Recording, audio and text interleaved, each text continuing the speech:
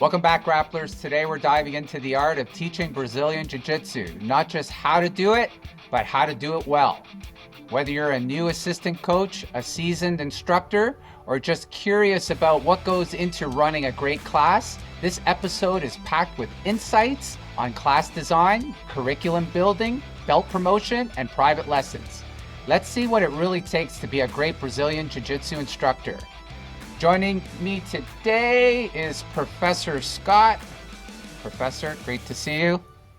Why don't you tell us a bit about yourself, my friend? Well, you're one of the only few people who call me professor. I don't make my students call me that. Why do old guys always call each other I don't know. professor and the proper names, You look right? distinguished like a professor, It's so the maybe glasses. that's why. Yeah. When I take them off, I want to kill people. So There you go. So yeah, I'm a retired old guy. I teach as a hobby. I'm a volunteer instructor. I don't get paid. I mean, if I teach privates, I get paid, but I teach group lessons. I don't get paid for it. It's a passion. It's my hobby. I'm a hobbyist. I don't compete. And I just enjoy teaching. Been teaching Jiu-Jitsu probably, God, I don't even know how long, to be honest. I started in 95, back when in Canada it was kind of the Wild West as far as Jiu-Jitsu was concerned. Didn't actually start training at an actual club with belt promotions till 10 years after that, 2005. Got my black belt in 2015. And I started teaching as a blue belt, actually. same here. Yeah, back when, we didn't. There I was, wasn't many other belts, no, right? I was. So we were the guy, we were Yeah, the senior guys. Right, exactly. There weren't higher belts than me. Yeah. My contemporaries were all blue belts together, then purples, and so when I started teaching, I was a blue. So What's before most of that, your teaching? Before that, go ahead.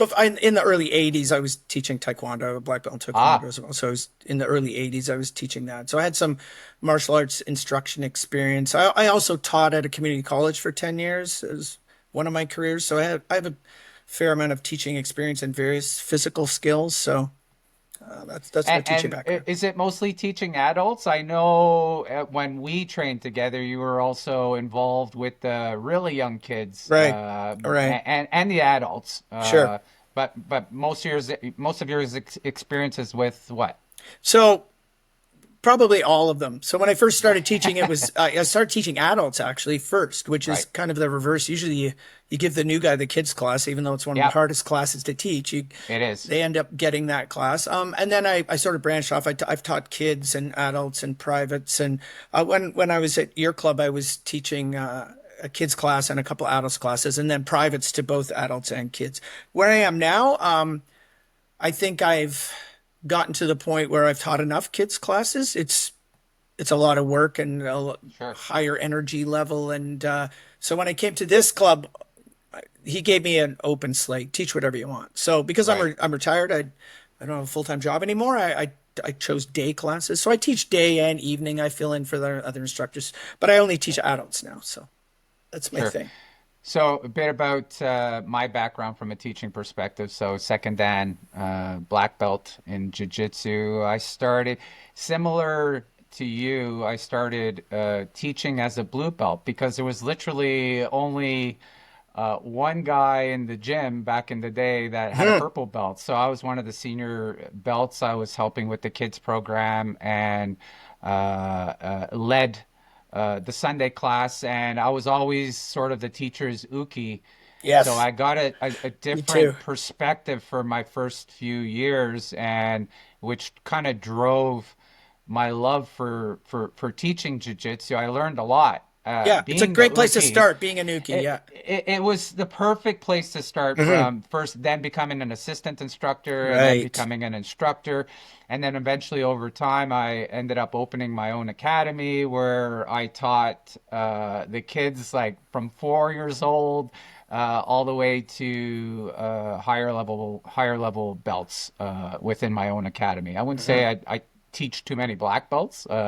They usually assist me when they're in the room, as Right. opposed to now we have so many black belts that we all kind of participate in each Sure. other's classes Yeah. willingly because one of the things, especially when we train together, is as teachers, man, we love to teach each other, right? Yes, And it would be because we always had a different perspective on the exactly. same move. Yes. And a lot of the times, just for the audience, a lot of the times, I would teach something or Scott would teach something, and then we'd end up starting a conversation on the side, be like, "Wow, why did you grip it that way? Yeah. Why are you holding the hands that? Have you thought about sliding this Yeah. way?" Right? Yeah. And it just started conversation more than anything else. Sure. So, well, that's great. So we both have a ton of experience from an uki to Yeah. assistant All the way up. to Right. all the way up. So Right. let's jump into um, getting started as a BJJ instructor. So we've already touched upon actively becoming an uki Hmm. or getting involved as an assistant coach. As an older grappler, it's probably easier to become involved if you have kids. That's sort of your in to participating and becoming a good teacher. I don't necessarily recommend jumping straight into teaching without having that experience of being an assistant instructor, especially with the kids. And then if your kids are involved, it's that much better. Right. I think if you have teaching experience in a different area, it's a lot easier, Sure. especially teaching physical skills. So I've always said, I used to teach instructor courses in other disciplines, teaching people how to teach. I've always said it's easier to teach somebody the skill than how to teach. Teaching how to teach is difficult. So if I have like you said, a parent, like I notice in your classes, you have a lot of parent helpers I do. who train, right? So they I put push them to come out, right. right? And And some of them start their jujitsu journey that way. I'll put yep. on a gi and I'll help out, right? So they end up watching you, sometimes being ukis. They learn through that way. They get that progression. And then they just, while you're doing your classes are huge. There's sometimes 53, 54 kids in your Yep. classes. And you've got 6, 7 adults helping you from Yes. purple belt down, usually. And sometimes a black belt will show No, up and help you. yeah, yeah, and a lot of white belts, but yeah, Right. black belts do drop by and help out as well. Right. So I've done it myself. So Yeah, you've got a whole bunch of helpers, and for those people to just assist the drill that you're running, or just monitor for safety, all the things that instructors have to do, they do it at a much lower level, being supervised by you. So I think that's a great intro. and here's something for the sort of the senior instructors, and you have one or five or six. Mhm. I'm a little spoiled sometimes because Oh I yeah, got that big class, and a lot of yeah. us I need that many You do. assistants. Um, but I don't look at it as I'm just training the kids. Yeah, I have a very Mm, specific regiment for the kids.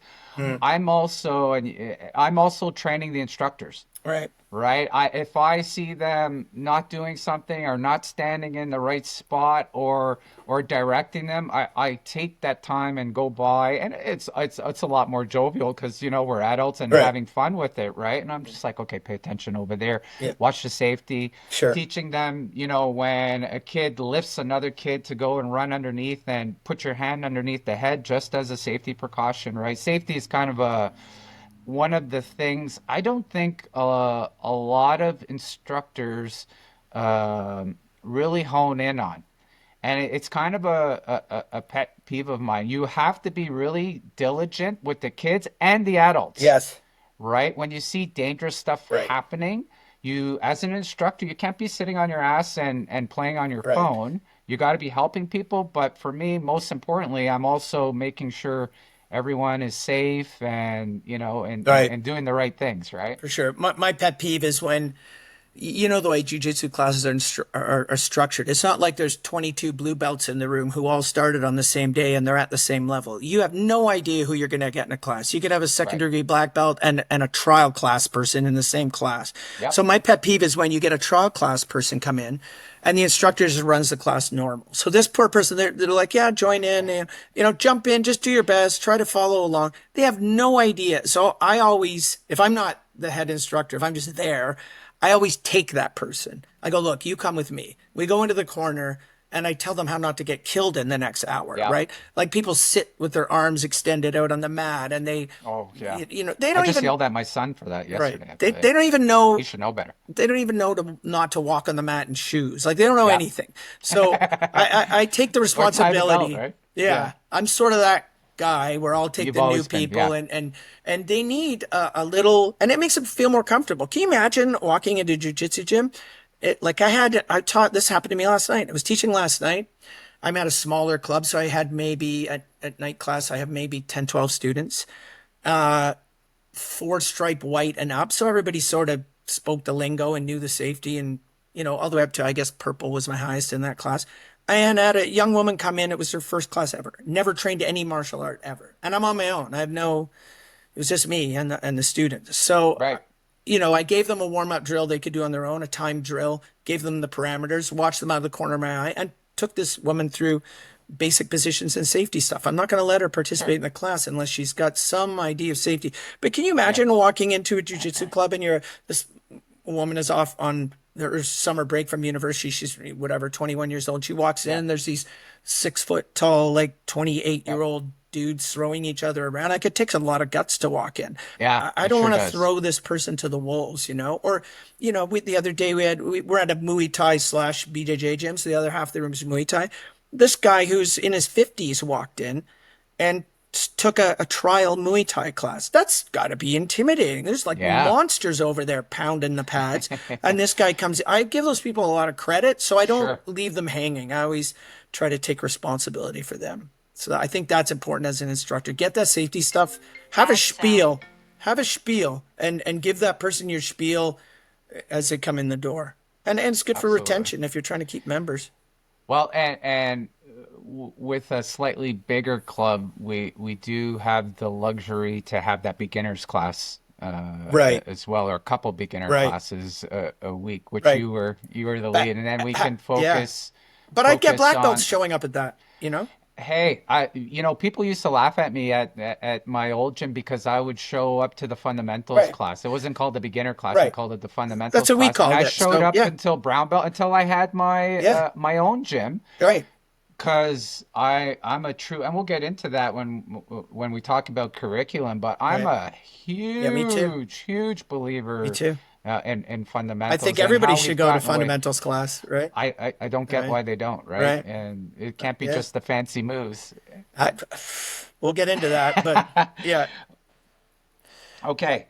Well, that leads right into how do you structure your class? How is a typical class? If you want to differentiate between kids and adults, feel Sure. free to do so. But how do you structure your So classes? my kids' classes are much more structured. There's more Yeah, discipline me because too. that's what parents are paying for. Like Yeah, I look at, I mean, everybody who walks into the gym is paying membership. So they're paying you for a service. So I try to give them value added, even though it's not my club. I'm representing the club absolutely. so when kids come in, some kids don't even want to be there. They're there because their parents are making them go, right? It's so true. So yeah, so the kid's the customer, but so's the parent. So the parents want discipline. They want the bowing and the lining up, and I'm notoriously informal. I don't like to be called professor. I don't make people bow. I don't have to use Brazilian or Japanese terms. Sometimes I do if I don't know another term, but I'm not, I don't care about any of that. I'm just Yeah, there. Like you're paying money for a service, like just be safe and follow the etiquette, like no shoes on the mat, that type of thing. But I don't care what you call me. I don't care what color your gi is. I don't care if you bow. But with kids, much more structured that way. yeah. And also, kids are used to learning in a structured manner. Right or wrong, our education system is set up that way. So I try to mimic that kind of system with kids. So I much, don't much look more at it as structured. mimicking the system. If sorry Yeah, to interrupt. yeah, I don't look at it as mimicking the system. I just think kids, it's human nature for humans to follow patterns. right. Yeah, And, absolutely. and if they follow the pattern and you establish a very strict pattern, whether they have a behavioral issue or not, or they're the greatest kids ever, because we get Right. it all, right? You Oh, get we the certainly do. kids Yeah, that are on the spectrum, all the Yeah. way to the kids that are very respectful and understand everything that's going on. They all get the same pattern. And Mhm. they know when okay, you got to do that. You got to take your shoes off. You Right. got to line up. You got to tie your Sure. belt. You got to look good. All that kind of stuff. So Right. for me, it's that repeatable Yeah. pattern. There's no questions. And if you step out of the pattern, you're going to get called out on it, Yeah. as opposed to the adults, right? Right. And sorry Exactly. to, Exactly. So with adults, I have an entirely different, and I'll tell you, my structure and lesson planning has changed over the years. right. And even though I mean, I used to teach for a living, even in my last job, I taught certain skills, and I still don't know what the right way to teach jujitsu is, to be honest. I've gone to a I've whole bunch of morphed. different clubs and I've Yeah. seminars and trained with different people. I'm still open to learning new ways to teach jujitsu. Like this latest ecological approach that people are Yeah. using. Some people hate it, some people love it. I'm willing to give it a shot. I don't know much about it, but I play with it. yeah. If you, it's a tool in the toolbox, like everything Yep. is, right? So the way I look at jujitsu now, I have about a half-hour commute to the club I teach at now. So that's when I structure my class on the way in. I'll mentally do a lesson plan. But I have to know when I do that lesson plan, it might be out the window as soon as I walk in the door. Like my motto in life is Depending who's there, or exactly, yeah, exactly. So my yeah, motto who in showed life up to is class. 100% prepared, 1,000% flexible. Yep. So I'll go Same here. I'll go to teach and I've got a lesson plan. I did this yesterday. This is perfectly apropos. I walk in, it's a whole different group than I thought it was going to be, and just belt level wise and experience wise. And my way of running warm ups now, I've sort of gotten away from the shrimping up and down the mat thing. I'll do it once in a while, but normally I'll do mobility sometimes, and usually that's just because I need mobility. So I'm going to do it just to warm myself up, but much more of a focused positional drill type of warm up. So you start slow, so you don't pull a muscle, and I'll just say for 1 minute you are going to pass your partner's opening guard. They're not even going to Yep. resist, and then we switch, etc., etc. So oftentimes I find as I'm observing them doing these drills, nobody in the room has any idea of guard retention.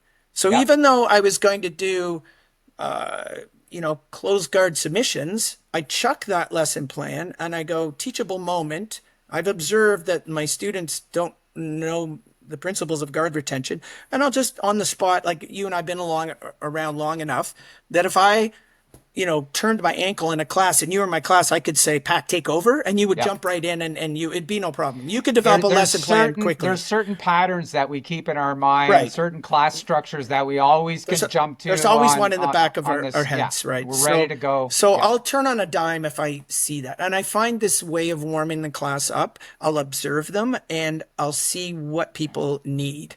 And I'll just teach what they need. I often do that. I'll teach to their needs. There's so many ways of structuring, like the Friday night classes that we used to do when we trained Yep. together. So just a quick outline. We would come in, we'd do a quick warm up, whatever that happened to be, and then it was a Q&A.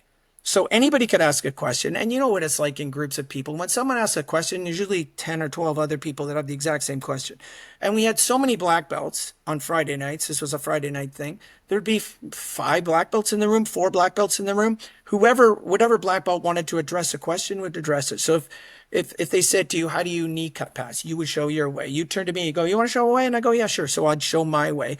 And we came from all different backgrounds. So we have different ways of doing things. I thought that was a great structure there. My favorite classes. That's fantastic. Honestly, I Yeah. got to share knowledge and then Right. pick up Right. nuances So I'm learning to from you. yeah. I'll learn from James and Brian, Yeah. who had our other black belts there. And Yeah. think of the students. They have 4 Yeah. black belts that are teaching them 4 One different of them ways. is bound to fit. One of them's going to fit your game, right? One of them's going to fit your Exactly. game. So, like when you ask me what my structure is of a class now it's all over the board depending on who's in the room. If I walk in and there's 5 brand new white belts, then I'm going to have a whole different class, and I'm going to also who are the people in my class? I teach a lot of emergency services people because I teach Okay. day classes. So they're on shifts. So I have a couple of cops, a couple of paramedics, a nurse who works in the ER. All these people a couple of firefighters. So all these people work in the public in extremely stressful situations with people who might be on drugs, drunk.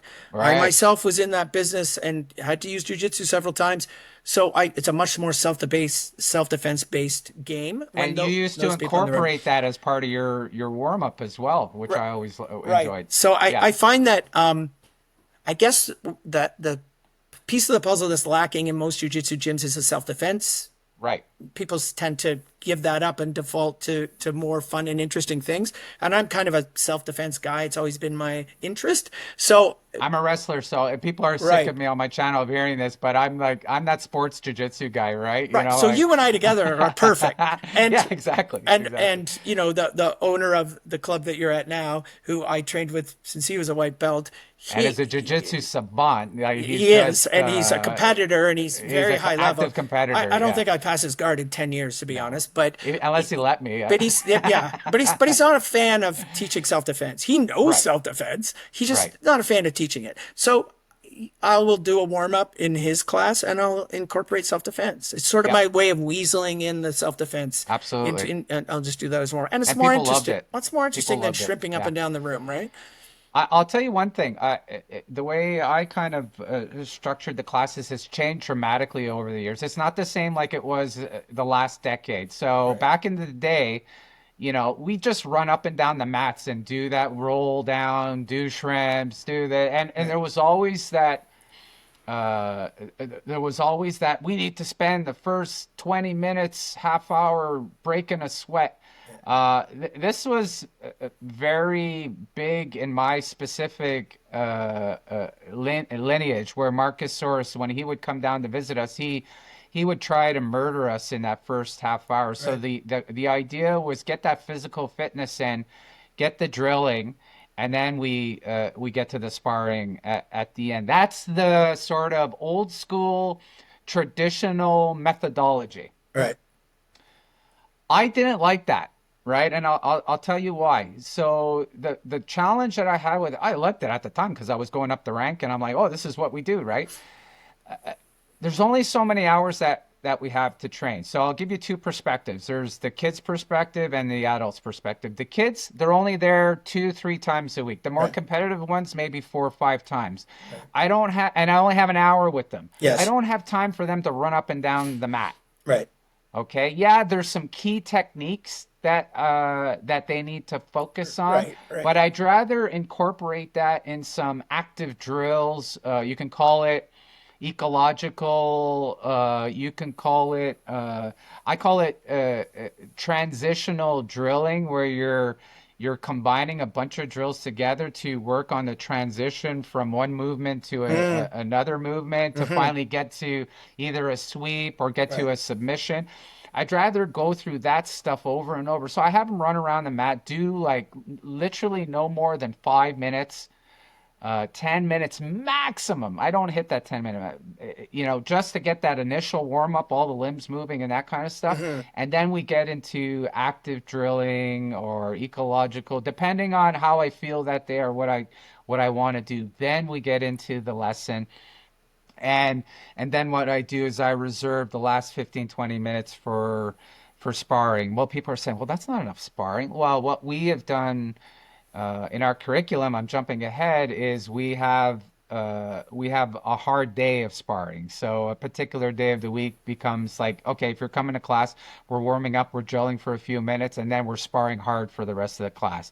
And some schools will have a competition class for the kids or Hmm. teens Hmm. as well. But as far as that beginning is concerned, I've totally transitioned off. We still do it once in a while just to work that skill, right? The break falls Yep. specifically Sure. and the shrimping. Yep. And I'll say I do the same thing for the adults. If an adult wants to work, oh, they're not working their heart, they're not working, their muscles, they're not getting strong. Well, that's what a gym is for. You go to the gym. Like Right. most active people are doing other things other than jujitsu, right? Right. I had a very world class judoka when I owned the gym, York Judo and BJJ, where we had a very significant judo program, Hmm. world-class judoka come in. I'm like, oh man, I got the top level judo instructor. Things are going to change now. We're going to take it to the next level. Well, he came in and he did, in an hour class, he did 45 minutes of exercises. And the last 15, and he goes, nobody's ready. Nobody's ready. And Right. this is 3 months into it. Right. Nobody's ready for the Right. thing, for a Skill proper judo development. class. Yeah. Yeah, skill development. Yeah. Uh, you know what his retention level was? He lost 80% of the students. He Sure. lost the kids. Yeah. He even lost the kids that he attracted. Right. Uh, They're never going to be the ready. the adult program was decimated. It Right. took me months to recover Right. from that program. You know what? At the end of it, I said, "Thank you very much. You know, we're no longer going to be needing your service. You're a wonderful guy. You can train with us anytime, but it's not going to work out, Right. right?" I was a better judo instructor, Right. and some of my judo friends will tell me, "Your judo sucks, right?" Or my break falling sucks, anyways, because I don't want to get thrown.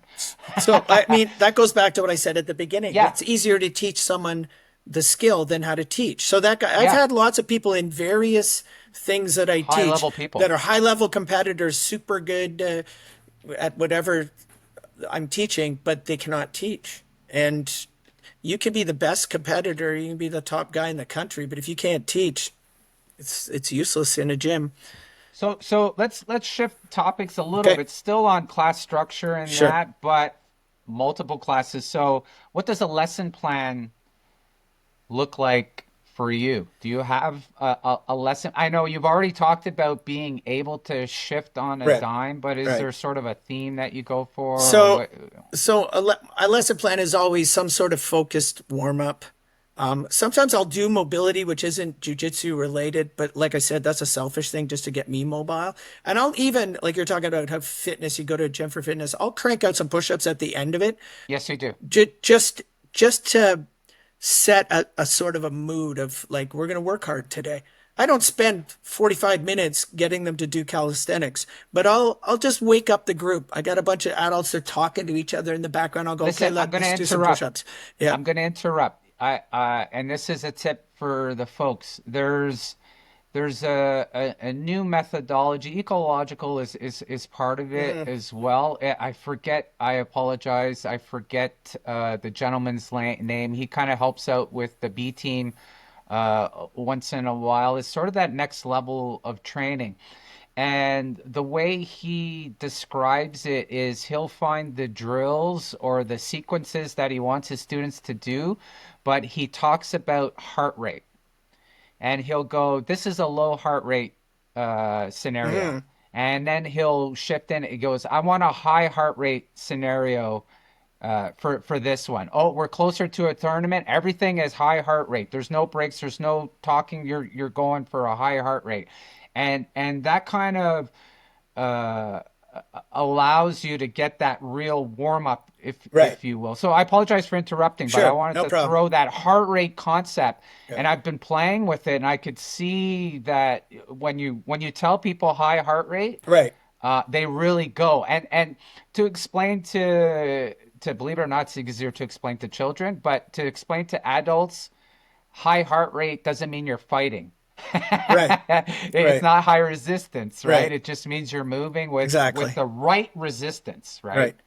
So I So apologize. no problem. So, but that's rare. I'll crank those out Yeah. once in a while. Just I'm reading the room. The room seems lazy to me. They're not focused, and I'll just go, "Hey, Let's go. let's wake Push-ups for yeah, everyone. wake these people up." But generally speaking, what I do lately is time drills Yeah. that just in jujitsu related. You know, you want to warm up to play tennis. You whack some balls around. You don't necessarily have to do jumping jacks. So with jujitsu, it's a jujitsu related drill, timed. I usually teach an hour or an hour and a half class. I might do 10 minutes of warm-ups because we're not immediately jumping into sparring in my class usually. Usually I go from But that. how do you know what moves? Is there like do you decide what moves you're going to do on the way to the gym, or is Yeah, there some sort of yeah, plan? yeah. Okay. So the warm-up, like I said, it's just sort of movement drills. Let's get you in a jujitsu type of movement. But I try to have a theme for at least a week. Okay. Do I always stick with that theme? No. If my No, theme for the week I do is, that as well.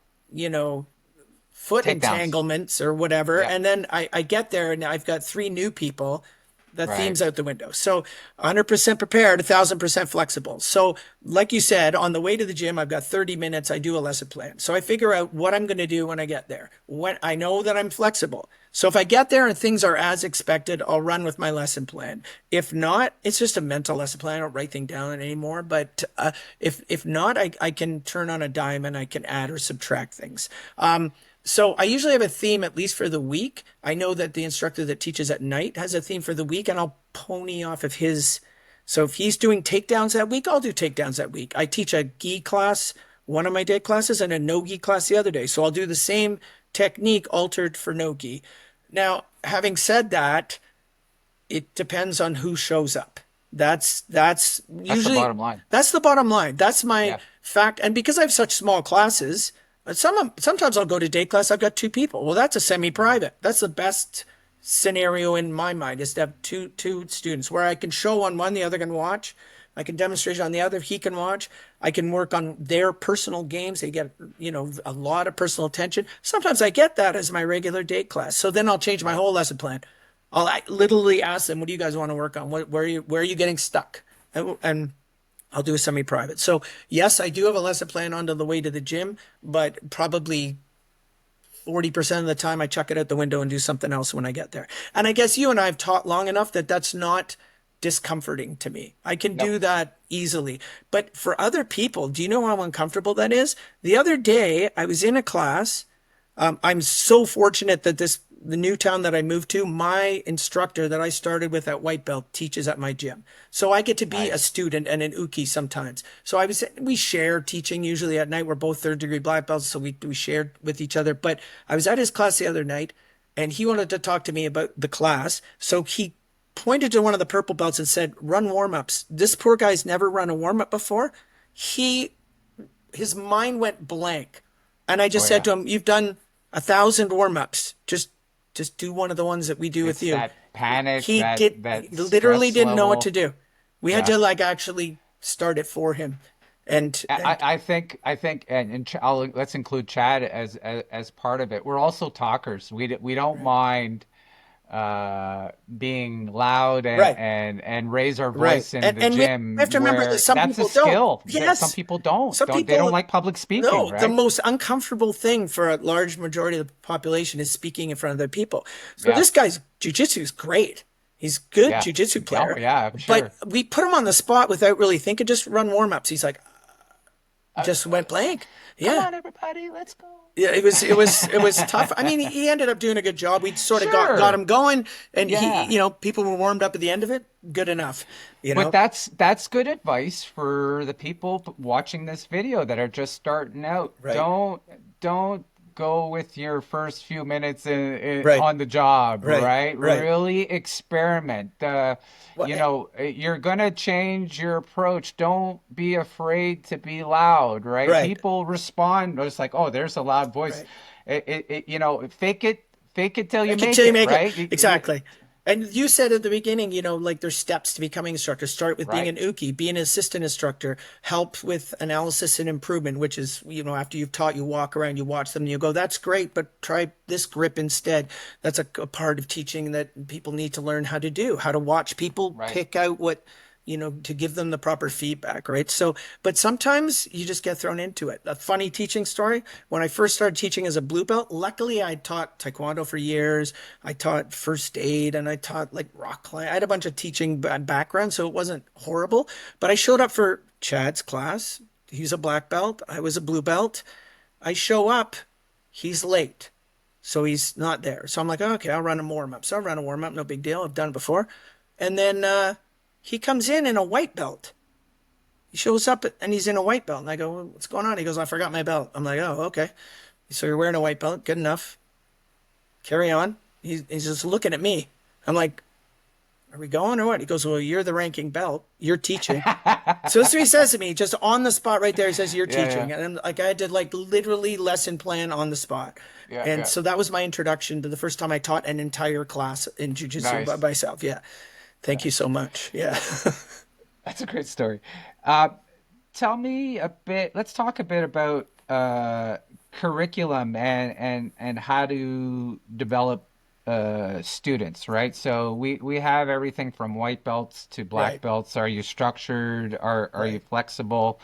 I think my experience has been you need the beginners class, you need the advanced class, and if your school is big enough to support it, you need the competition class. Right. In We a perfect probably, world. yeah, in a perfect world, Yeah. and that's for the adults. The kids, it's more split by Age, size. ages, Yeah. right? Yeah. How many instructors, how much time is, how big are the mats Right. and so on and so forth. Right. I'm kind of comfortable, from 8 to 13, Right. even a newer 14-year-old, that I'm pretty comfortable with Oh, you with are. running Yeah. all of them together. And then when they get to a certain level or size, I'm like, no, no, you're part of the adult class now, Sure. right? You're not going to get anything more Right. from No. from my class. Go beat up the old guys. Yeah. Go be. And part of what we need to do as custodians of the curriculum is make sure that people are in the right classes. True. Right. We're not going to tell a black belt or brown belt, don't go to a fundamentals class. We Right. know why they're there Sure. already, right? Right. But if we see somebody only going to the intermediate or advanced class and they're still in their first month of jiu-jitsu and all they've seen, we happen to be hitting De La Riva month, right? And Right. that's all they're working on. Like, listen, buddy, like you really need to go to the fundamentals class. Sure. You're going to get a lot. Yeah, come to the advanced class. Like, the more jiu-jitsu, the better, Right.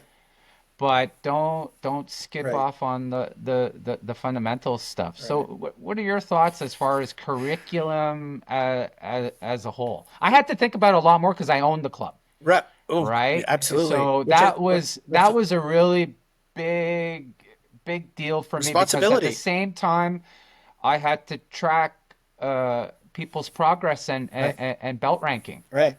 That's why I So don't own a club. I'm just a hired gun for no money. So you've touched on the most controversial part of instructing in jiu-jitsu. There's entire arguments and debates and forums about curriculum in jiu-jitsu. And you'll have right. everything from the clubs that have a written down curriculum. And when you come to class tonight, it's class 32, and that's what we're Oh, doing.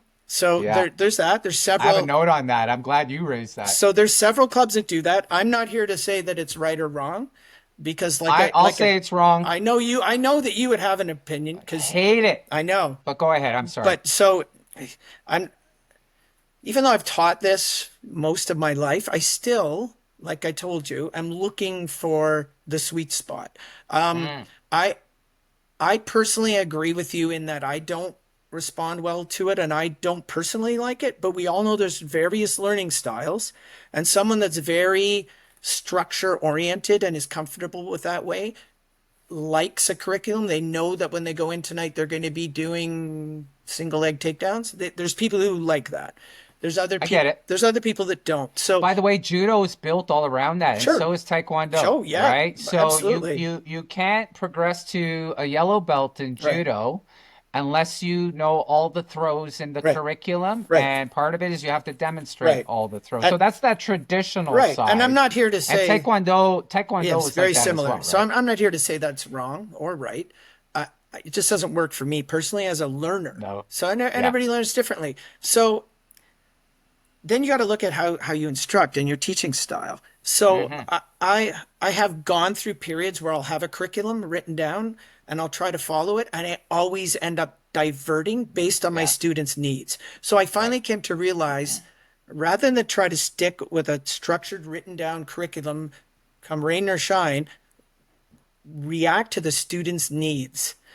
Make every class. I can't like especially your classes that are huge. You're not going to be able to cover 52 students' needs in one class. But No. but Go ahead. I'm Finish your reading. thought. I'm reading the room, Yeah. as opposed to saying I don't care. This is what we're doing tonight.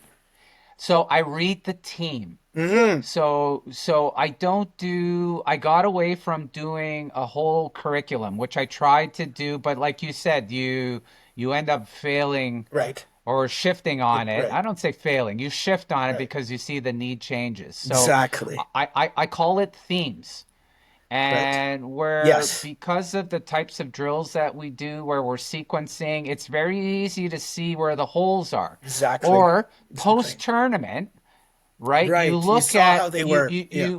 you know, and this is part of, hey, tip number whatever we're at.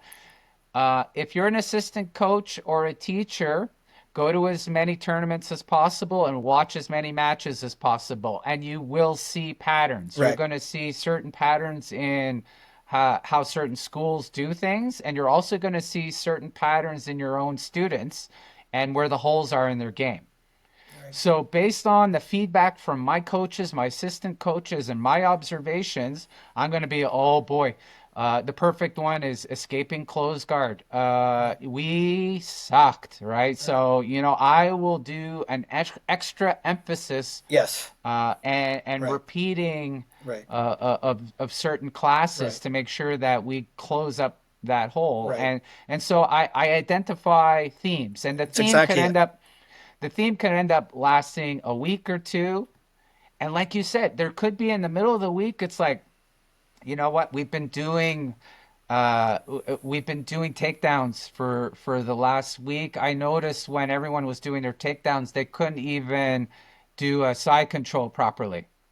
And I'll shift on a dime. I Right. go, it's great you're all getting better at your Right. takedowns, but your side controls suck. Right. Your pinning sucks. Right. So let's focus on this and then go back to the Right. takedown and put in the two. So themes is is, So you is and I my agree. That's yeah, exactly so. 100% buddy. So I have a plan.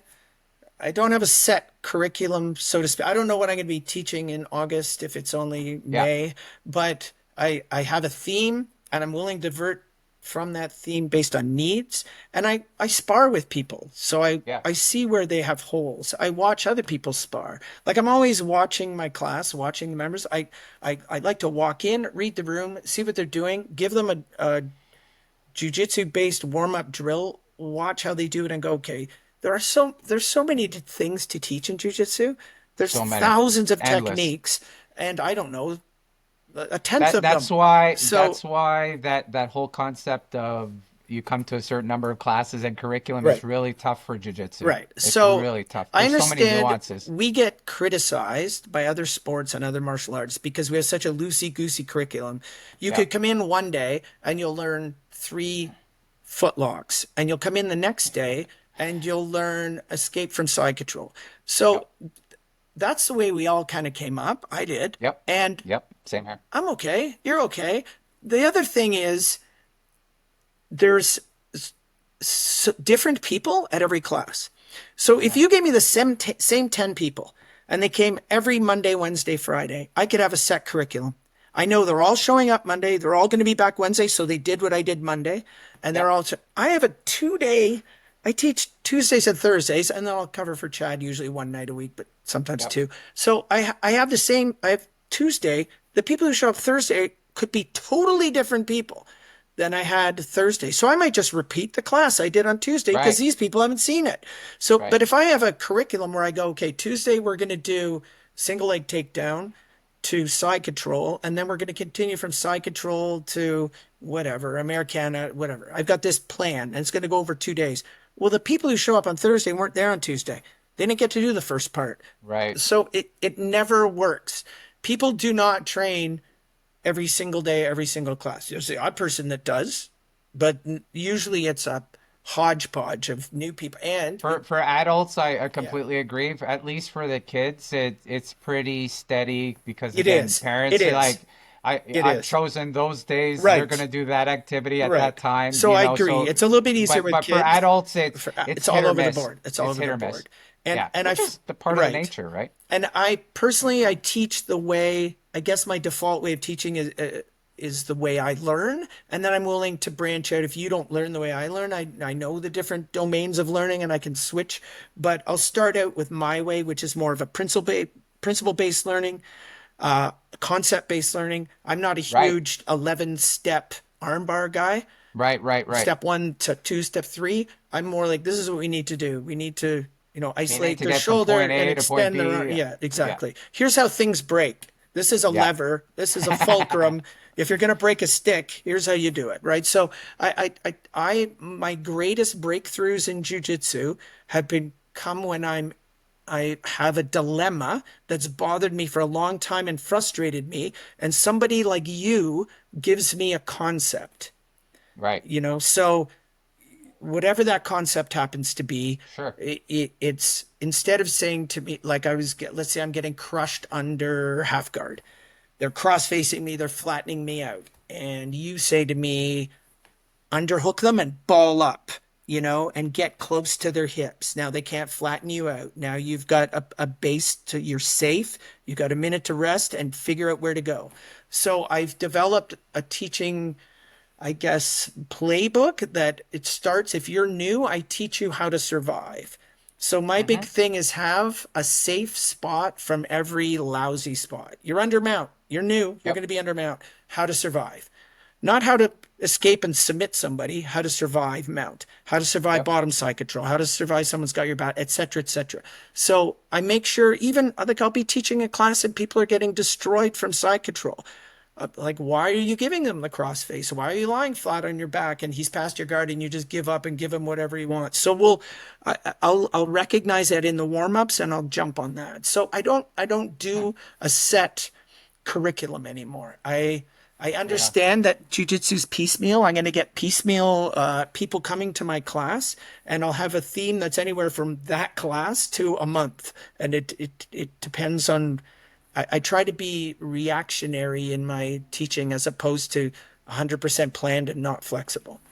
So that leads into the next topic then with the flexible curriculum that we do and the Mhm. style of classes that we have. What are your thoughts on grading and promotions? When do you know when to promote somebody? What's your favorite approach to promotions? Like again, if you let's look at extremes where you have the judo promotion process, right? Where the judo is that traditional, okay, show me every single Mhm. throw or And know their names in and Japanese. newaza Yep. and know the Yep. names Yep. and demonstrate it. Right. And then the higher level you are, you also have to do the pattern Right. associated with it as Yes. well. Again, very much like Taekwondo, Right. where we just have to show the pattern Right. and break some boards, Hmm. and Hmm. those are fun. Sure. Uh, versus jiu-jitsu, where it depends on the gym you go. You've got Exactly. gyms that have the same kind of Yes. attendance card. Yes. You have gyms where you have instructors who give belts when on the fly, Right. and then you have gyms that have set dates Formal for testing. promotions Yeah. for and even Yeah. those formal testings can differ, right? Right. It's Sure. formal testing where you show up, everybody shows up, but you still have to demonstrate something. Right. And then you've got the one where we came from, where you're showing up. Uh, if you deserve a belt, and just because you showed up to grading doesn't mean you're getting a belt. And that freaks people out, right? Yeah. That's, Yeah. because you showed up to grade doesn't mean you're getting a belt, doesn't mean you're getting a Right. stripe. You're just participating in the Right. grading. And if you're getting a new belt, you're getting Shark Tank, Right. right? So you knew if you were grabbed and you were being Shark Tank, you're like, oh boy, this is it. Yeah. And you better show your stuff, Yeah. right? And Yeah. we've kind of made the decision for the most part, unless you fail miserably Right. against some lower belts or something like that. But fifth or sixth roll, it doesn't matter at Right. that point, right? But what are your thoughts? How are you thinking about uh, belt grading in that? So I guess I'm against the grain on this one too. Just like the whole, like, I'm not formal with the bowing and the professor. I, Right. I, I feel the same way about grading. So, Okay. I mean, I see the benefit. There's clubs that want, if you're a blue belt under me, then you know how to, there's 5 ways to escape side control and 3 arm locks, and they'll make the people show All me right. 3 arm Yeah. locks from me. Okay, fair enough. It's not me. I don't. This is my criteria for promotion. Stripes, stripes. Like stripes, I don't really care. I don't really care about bells, to be honest. But I'll give you a stripe if you've been coming regularly and you're improving. You get a stripe. Okay. So, I mean, we're not as strict with stripes. You know that, right? When we Yep. grade, we're not as strict It's a with piece of stripes, tape. right, as going up a full belt level. Yeah. So, going up a full belt level, there are people who will complain and go, "You gave that guy a blue belt. I'm a white belt, and I can beat him up." I'm like, "Well, it's not about you versus him. My criteria for a belt are you an advocate for your own training? So by that I mean, are you training regularly? Are Yes. you are you striving to improve? Do you ask questions? Like sometimes we do that Q&A night and Yep. somebody will say, anybody have questions? You have a room of 22 people from white belt to black belt, nobody has a question. I'm a That blows third my mind. I'm a third degree I black always belt. I had a have question. questions. I have millions of Yeah. questions. I can ask you We've questions asked questions in to the each black belt other. question. Yes. Yeah.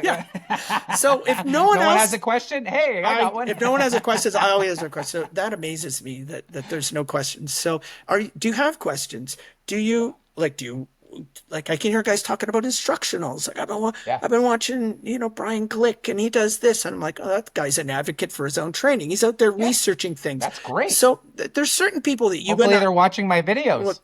you would think. So there's certain people that you and I know that Yeah. we teach together and have taught together that are those people. Yeah. And they might not be able to beat up every other blue belt in the room when they get their purple belt. But there's a difference between a 23-year-old athlete Sure. and a 47-year-old accountant who's a hobbyist. But should this 47-year-old accountant who's a hobbyist never get his purple belt? No. I look at this 47-year-old. How is he compared to the 47-year-old last year? Is he better than that guy? Could this guy beat that guy?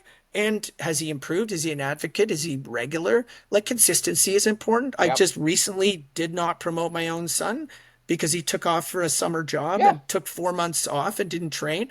Came back. Everybody that got purple belt with him got purple belt. James, the other instructor, asked me, is he getting his purple belt? I said, no, he didn't train for 4 months. He's not getting his purple belt. He can wait. So we waited and trained a lot And he more. you know what? You want folks, you want to know how strict this guy is? Like, and we're always harder on our own kids. Like Right. my kid's Of been course. training 7 years and Yeah. he still doesn't have a yellow belt, right? Right. So, Right. the kid went to Thailand and trained at the most Yeah. exclusive Like 2, 3 days, MMA, 2, 3 times a jiu-jitsu day. Yeah. club, Yeah. two, three Yeah. times a day, and the old man still doesn't give him the purple I, belt. I He's finally did. strict. I finally Oh, did. did you? I did. Does he have his He's purple? purpled up. Yeah. Oh Yeah. Yeah. boy. But guess Oh what? boy. He just went back up north for four He months. went back up Yeah. north, so no So stripe for no him for a strike for while. him. Yeah, So consistency is important is the moral of that story. I 100% But agree. listen, I said this to you before. When you and I agonize sometimes when we meet together on grading day and go, Yep. are we giving a blue to that guy? And we always like we agonize over it for a few minutes or we meet before grading day. Yep. And then I'll always turn to you and I'll go, we're not handing out medical degrees. I'm not making this person a surgeon. This is a I, blue I belt in jujitsu, I'll right? tell you where I do draw the line. And number one, consistency, like you said, Right? and number two, the other point that I'll agree with, do we see that dramatic improvement, Yeah. right? Yeah. So the white belt one is, are they consistent and are they actually doing jiu-jitsu, Right. right? Like that's Right. because some Right. of them, some animals just come in and they're still not doing Right. jiu-jitsu and they're They there just show six, up. 7 months, Yeah. right? They just show up. Yeah. Where I get a little stricter, and this previous conversations might pop up when I say this, is when we go from purple to brown, and more importantly, brown to black. Yeah. That there's a certain standard that you're looking for at that level, and it's not the standard. Oh, can the 50-year-old beat up No. the 20-year-old? No, No. I have trouble. There's a couple 15-year-olds that I'm scared of in the Sure. gym. I'm like, Sure. oh Jesus, I got to fight for my Yeah. life. Absolutely. The funny thing is, they've been training 10 years, but they're Right. still, Yeah. 16 years old. Right. Um, it's where do they stand at their level, at their age, and if they went into another gym, Right. can they represent that belt? Right. And I often tell the older guys, you're on the cusp. Show me you're at that level. Go to a tournament. Do you have time to do a tournament? I know some people are too busy to Right. do a tournament. So if they're too Right. busy to do a tournament, I'll eye them in the class and have a closer look. Are they getting decimated? Right. Were they better than they were last True. year? You know, Right.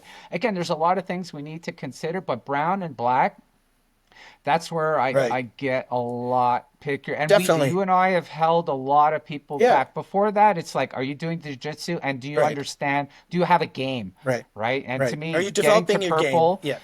to get to purple is like, if I roll with you, is there a distinct game Right. that Right. I'm fighting Exactly. against? And are you developing that Right. game? It Right? doesn't even matter what the game is. It's your game. No, Right. it's your But game. I agree with you with brown and black. The other reason I agree with you is because at that point you're a role model. And Yeah. you should be helping people at that point. Yes. As a brown belt, black belt, you should be teaching or at least informally helping your partner when you're drilling, etc. So if you're the type of person that is not doing that and you're not being a role model, and we know people like that, Yep. we'll never give them their brown belt. Nope. Even if they could beat up everybody in the gym, if you're not a role model for what we want to see on our team, Yep. then and you're just not an advocate for your own training, you're doing the same stuff you did 10 months ago. You're really good at two, three They got the techniques. consistency, Right. but they do the same Uh, thing for the last they 5 years they you they trained with them, they right? sandbag. They show up and Yeah. they're sandbagging in class. They're just doing the Yeah. same stuff. They're lazy. They're not getting it, Yeah. and Yeah. And we've had to do that a few times. yeah, So yeah, it is what it is. And I find that the major difference, again, we've had interesting journeys because we started teaching early on, but once you've achieved your brown belt, to me, you're close to being, you're the master, right? You understand right, jiu-jitsu, and the move to black belt, it really is okay. You understand the principles, you right. understand so many moves. Hmm. To me, by the time you get to black belt, you got to be able to train people Yes. others. It becomes about Yeah. others. Yes, we're always modifying our game. We're always improving our game. I'm still researching. We're Yeah, still learning absolutely. from each Sure. other. There's new stuff But comes out every if you month. get your black belt and you've never taught a class, I'm Right. like, ooh, Yeah. that's You should. what kind of black belt are Yeah, you, you right? should. Unless you're a world champion and Right. you're competing at the highest levels. Right. But even those guys teach, Those right? guys do They're seminars all for a teaching. living. That's what they do Oh for a yeah, living, most of them, that's right? exactly what they do for a So living. you should be able to at that point. Yeah. Yeah. I mean, you Yeah. and I are lucky. The people that we train with that have gotten black belts and stayed at the club you're at now are all good teachers, and they're all, Fantastic yeah, and teachers. they're all I would teach with or learn from any of them. And I think that's 100%. because those expectations have been met, right? I mean, Yeah. I'm also at the point, I'm old. I don't care what people think of me. So, and I don't own a gym. So for Yeah. some people, they own a gym and they're thinking of retention, student retention, and they're thinking of, am I going to pay the bills next month? And if I don't give out these belts to these people who expect them, I might lose them. And that's Right. money. I don't have to worry about that. I don't have to worry about money. I don't get Well, you paid know to what the teach. stress, I don't care. yeah, I'll give the you your stress belt if that you deserve it under my system. the stress I had when I owned the gym, whether it's self-imposed, but I felt because I was the head instructor for jiu-jitsu, I had to be the best. Mm, Again, right. that's my own shortfalls. But that's sort of the expectation when people come in. They're like, "Oh, okay, like he's the owner. Right. So I trained really, really hard. I was still competing at the Right. highest level at that point. The the kind of the best thing that happened to me, I'm admitting this in public, when I did sell the gym, I felt no pressure. I was like, oh. Sure. Of I course. don't have to be No, the you the have to be the best anymore. best. I No. just got to show up and have Right. fun, and Right.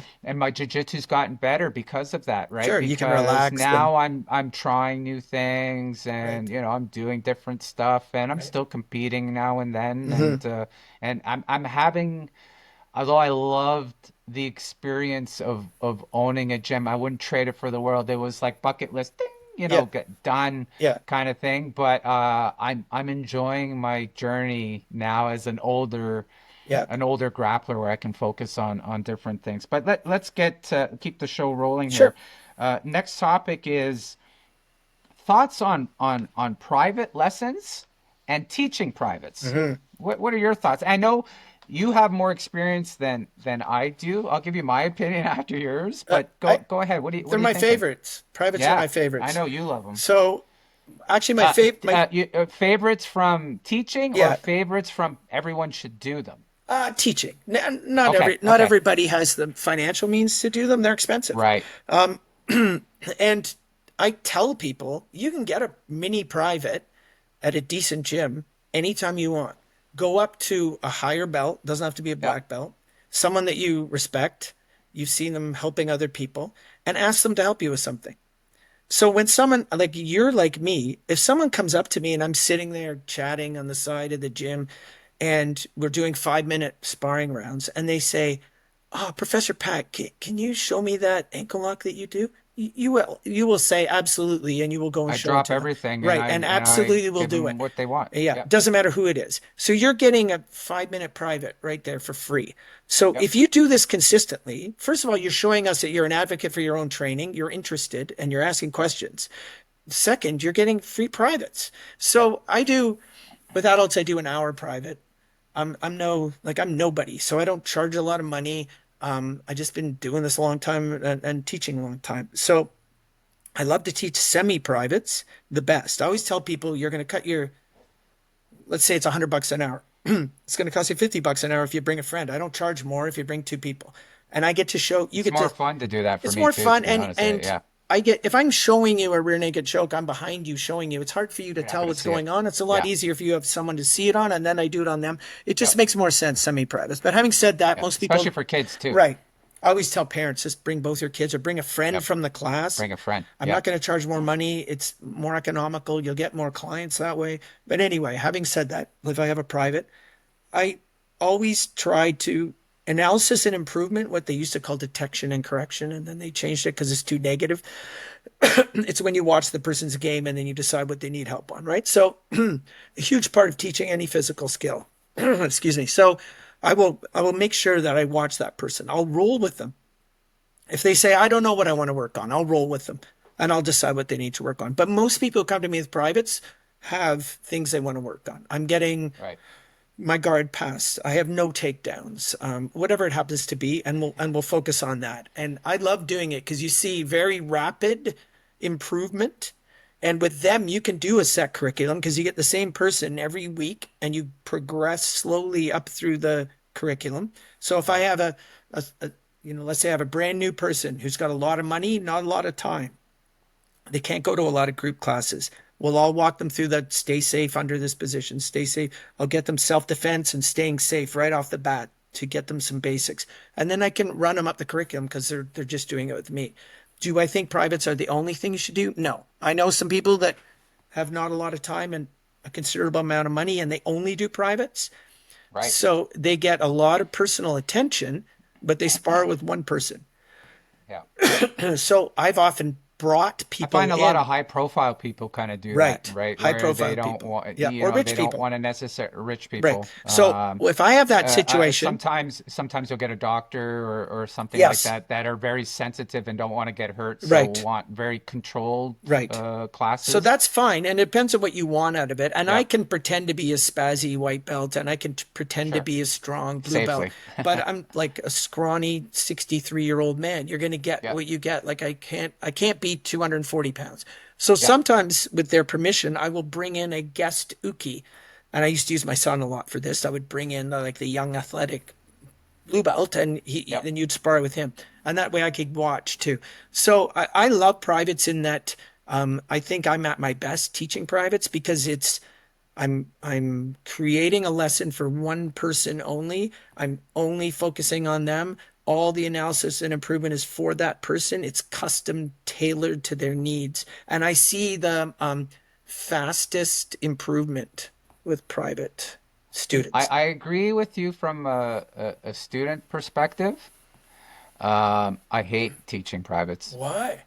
I hate It's a it. lot of work. I can't stand it. It is a lot of work. It's just the only time I really, okay, personal story. The only time I really enjoyed it was when a close friend of ours said, "Hey, give me some privates and I'll trade you a firearm for it instead of paying you."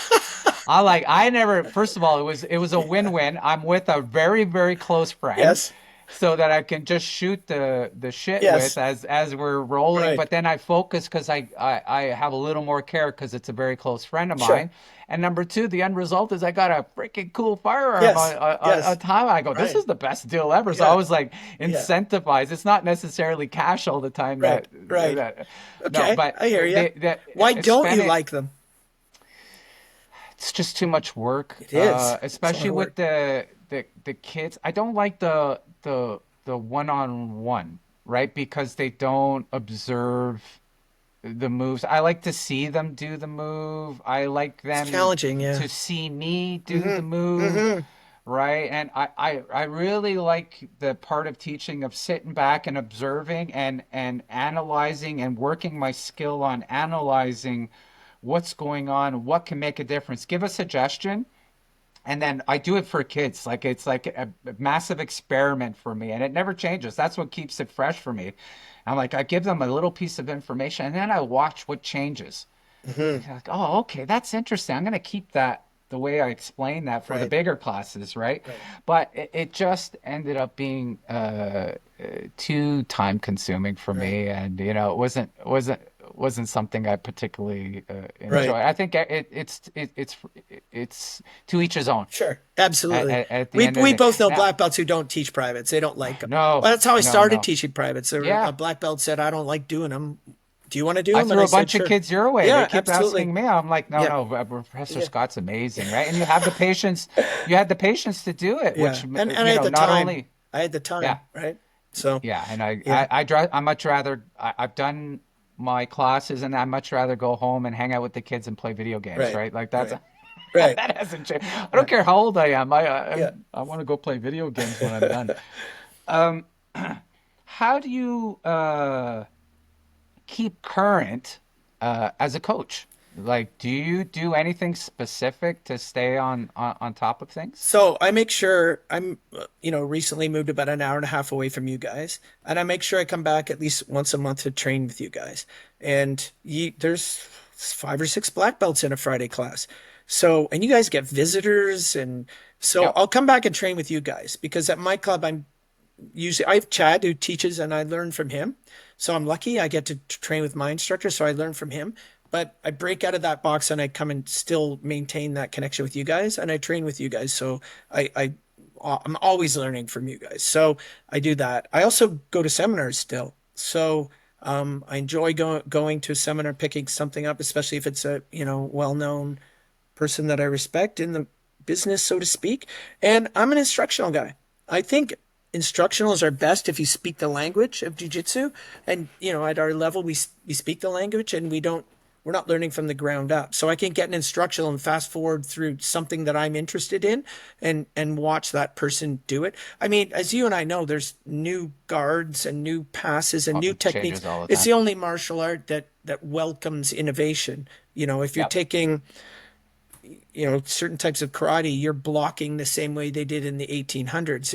You in jujitsu, there's a new type of, you know, reverse Della worm guard.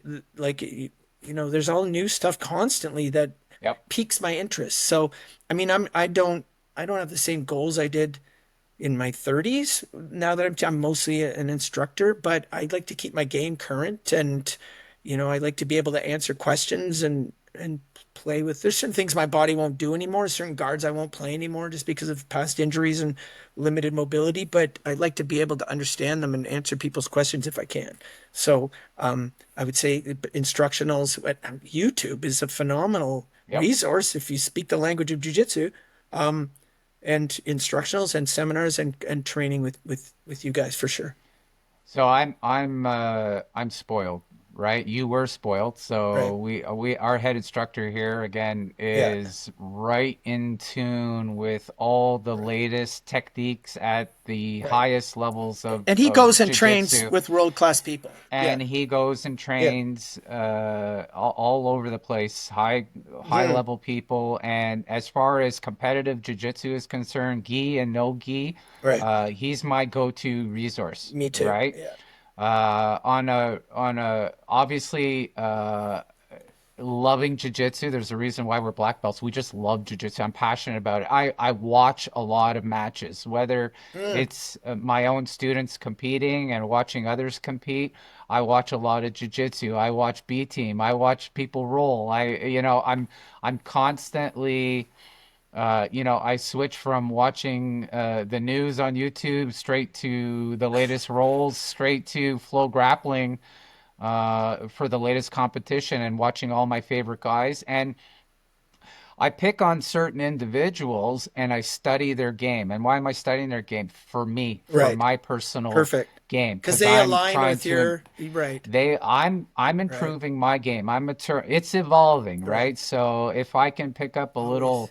a little nugget of information to improve my Sure. game, and it reflects itself in the gym when it comes time to Right. teaching. So again, having all these resources. I've never been a big seminar guy. Like Mhm. I have books and books of notes. Right. Funny enough, I still do the same armbar that I I was taught in the very first seminar I ever went to Yes. with Marcus Soros, and I still do that armbar. I still teach Right. that armbar today, but a lot of the newer, I just it's tougher for me to kind of retain some of the knowledge because I start writing notes and I do it, and I'll pick up little nuggets in here, but I don't go out of my way. I like the resources that I have, and I get the information that I need, and I like having stuff on tape because I can rewind and play it. Sure. I can see it. I can watch the description of it, and then in the next my next monitor, I can look at it being done in real time Hmm. during a match, right? Hmm. And that's huge for me. It's like, what does that move actually look Yes. like with resistance? Sure. And then, people laugh at me because I'm not the biggest guy on drilling. I do drill, but I like to tell people I drill while I'm rolling. Yeah. And I like that resistance, right? Mm. To me, it sounds awful, but I go, that's what white and blue belts are for. So I Yeah. can drill my moves, Right. right? So I can Right. actually, I always okay, tell here we people go. How that. are they going to react? Yeah. And, Don't try a new move on someone your level. no, you don't That's what know white what belts all are the for. Yeah. permutations are, right? Yeah. You gotta cook it. You're still Yeah. gonna try it, but Sure. you gotta Right. cook it S- at the lower Start on belts. children and work your way up. Yeah. Trial class people. Yeah. Well, It- your kids are older now, and right. my son is finally he's 12 now, and he's Right. finally getting bigger. So I'm like, I rolled with him Yeah. yesterday. I'm like, oh, this is fun, Now he's getting bigger. I got somebody Yeah. to mold Oh, oh, I and hear train you. with. I hear you. So yeah, go Sorry. ahead. I was just gonna say you watch like competition matches on YouTube, and A I lot. will do that. But you know what I watch more of because I'm interested in self-defense? Street fights. So Oh, I love that I'll too. watch the ridiculous like Yeah, flailing street fights just so I that love if that like I've stuff. watched thousands of them and there's some commonalities and because I like Oh to yeah, teach self-defense and I've had to yeah. use it in real life, I like to see what those commonalities are. Like what are the three or four things untrained people do when they attack somebody? So that's the self-defense I teach as opposed to teaching there's a front Yeah, yeah. two-handed choke against a wall. I'll teach, someone's coming in throwing haymakers or. It's the funnest. I like the street fights, 100%. Like you, I addicted to watching that stuff. If that pops out, I'm watching it, right? Just to see. I But search it. the lower level MMA promotions, like Yes. there's a Russian promotion, a few Russian It's promotions almost that the are same fun, thing. It's chaos. It's a yes, street it fight. Like is. It and then is. there's a few. I think they even call them street fight. Yeah, Right. they're just like in a Right. crappy cage, Right.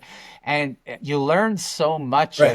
as a practitioner. And again, I did MMA as well, so I kind of know a bit about striking and that. And like it's like, oh, this guy's gonna get this guy over here, and then the strangest stuff happens, Oh, right? Yeah, they're fun to craziness. watch. Yeah. Fighting in general is fun to Oh watch. yeah. You wouldn't be in jiu-jitsu if Elemental. you didn't Right. love watching fights, Right. right? There's something wrong with us. Well, so I tell that it's funny you mentioned that, totally off topic, but as older grapplers go sign up into tournaments, they're kind of wondering what are they going to expect and all that, especially if they're a bit higher belts going to their first few tournaments. Like, well, I don't know what I go expect to have some old guy your age in great shape with the same mental illness as you do. Right. It takes a bit of craziness to be That's why doing I don't something compete. like jujitsu. Oh, I love it. I live for it. I Nice. live for it. I can't Good wait for you. to get back in there. Um, but this has been a great, an amazing conversation. Yeah, it's I always think we fun. should do more of these, Yeah. buddy, and hopefully people watch this long because this was I thought this would be 15 minutes to No, 20 I knew minutes, it but wouldn't. who knows I where knew it we're wouldn't. going. This to me, it's the Friday night conversations after training that we Yeah, have. this is That's our normal yeah. conversation. Except it's long distance. It's the same as every Friday. So let's close off Okay. on the topic. So what would you think your final thoughts are for folks who want to get into teaching and want to learn more about teaching? Do you have any closing thoughts on that? It's all about your audience.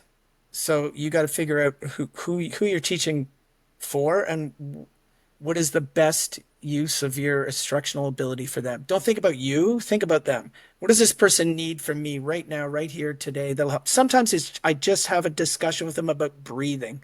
Like it can be as simple as that. So it's forget about your ego and you and what you want to show and think about what they need. That's what I would say in any instruction, teaching anybody anything, they're the customer. So what can you do to help them? That's why I always look at that. What do these 6 people in this room, 12 people, 52 people in your case, one person in a private, what can I give them that will help them the most today?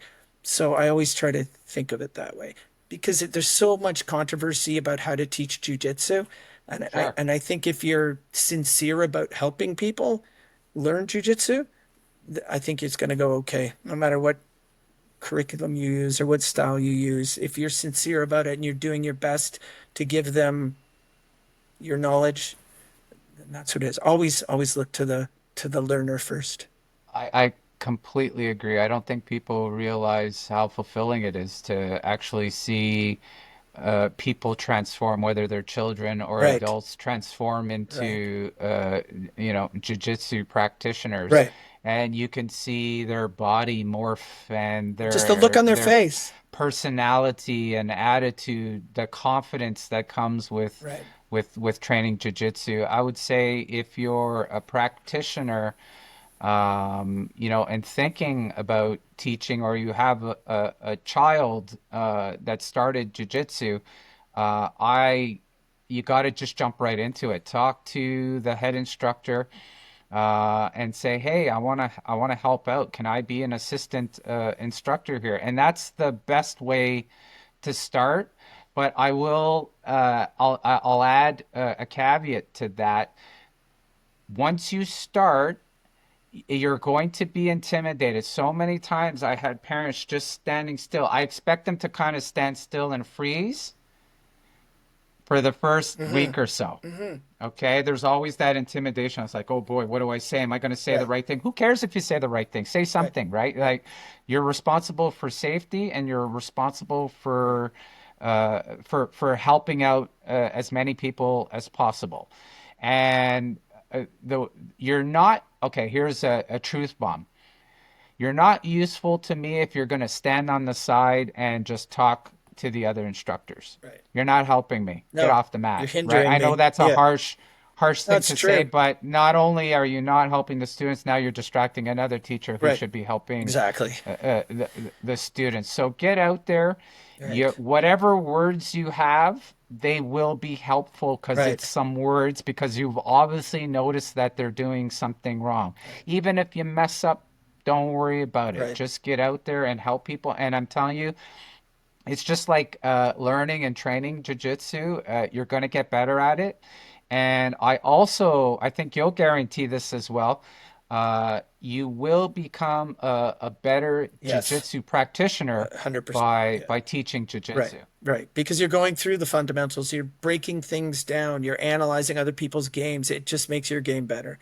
Right. It makes you 100%. think about, if you're doing less bend, it makes you think about, how am I going to teach this? How does this move actually work? You'll research a little bit to make sure you're getting it right.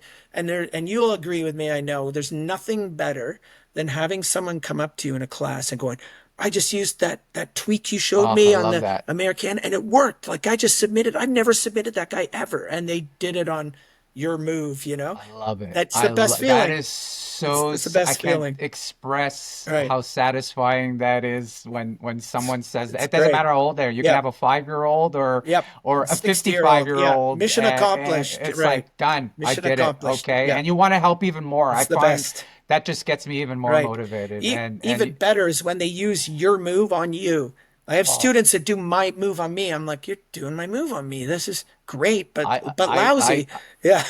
I start breaking out. I start laughing when someone tries to ankle lock me, and I'm like, I see what you're doing. That's That's right. my That's technique. right. Yes, exactly.